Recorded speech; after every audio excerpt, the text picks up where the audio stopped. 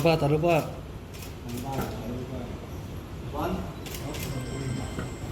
Oke.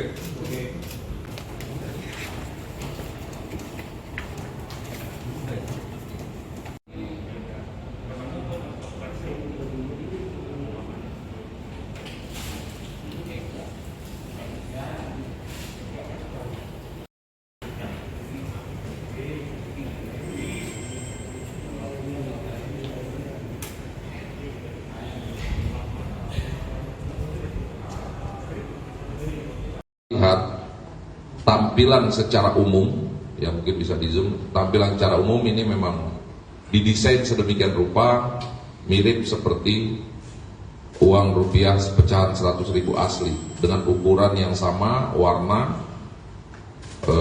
Kalau misalnya uang kalau uang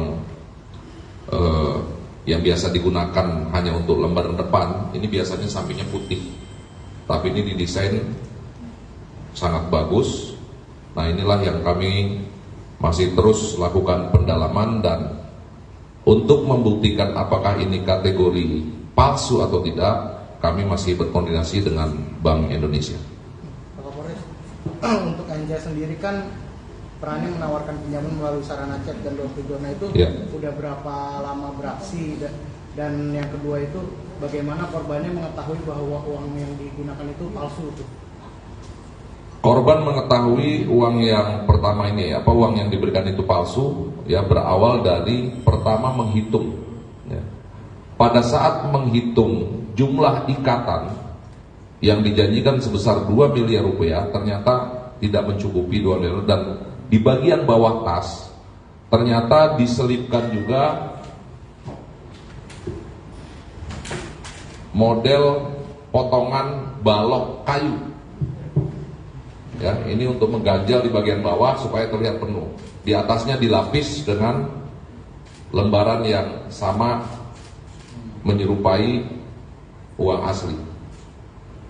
Jadi ikatannya sama seperti ini. Nah, ini untuk ganjalan di bawah, sehingga tas itu menjadi penuh, terkesan seperti uang itu telah mencukupi 2 miliar rupiah.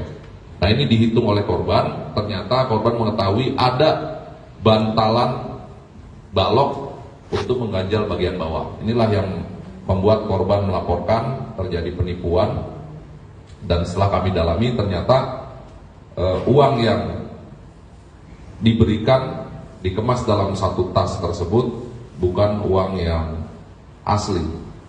Artinya bahwa pelaku menggunakan ataupun mengcover dengan benda kertas yang didesain menyerupai uang asli. Ya, kami belum bisa mengatakan apakah ini kategori palsu atau tidak, sebagaimana diatur dalam Undang-Undang Nomor 7 Tahun 2011 tentang mata uang. Kami masih harus berkoordinasi dengan Bank Indonesia. Pak, ini udah diketahui Pak, lokasi produksi uang palsu tersebut di mana? Terus yang kedua, ada indikasi nggak pelaku ini selain tadi dengan modus peminjaman uang juga menyebarkan atau melakukan bisnis jual beli uang palsu ke masyarakat? Terus Pak, ada indikasi juga apakah uang palsu ini ada rencana pelaku untuk mengedarkannya jelang akhir tahun, di mana saat akhir tahun itu pola konsumsi dan kegiatan masyarakat bakal meningkat, Pak? Betul. Terima kasih. Yang pertama dulu kami tegaskan kembali bahwa kami belum mengatakan bahwa ini uang palsu atau bukan. Ya, makanya kepada para tersangka kami jerat dengan pasal 378. Kami belum menggunakan Undang-Undang Nomor 7 2011 tentang mata uang, karena kami masih harus mendalami dengan Bank Indonesia, termasuk juga kami masih mendalami pelaku utama JK alias Andika yang saat ini masih kami buru. Setelah itu baru kami bisa melakukan pengembangan proses pencetakannya, termasuk sebaran-sebaran yang sudah pernah dilakukan oleh pelaku. Pak, ada perbedaan Pak dengan mata uang biasa Pak, selain tadi yang putih itu? Kalau dilihat dari ukuran, warna mirip, ya dari ukuran warna mirip. Termasuk kalau di Raba, di Terawang, ya memang itu ada membedakan, ini agak licin, tidak tidak kasar. Namun dilihat dari kemasan, memang orang awam ya, sekali lagi orang awam ini tentunya akan mudah sekali tertipu ya, apalagi kalau digunakan pada malam hari, kemudian digunakan untuk belanja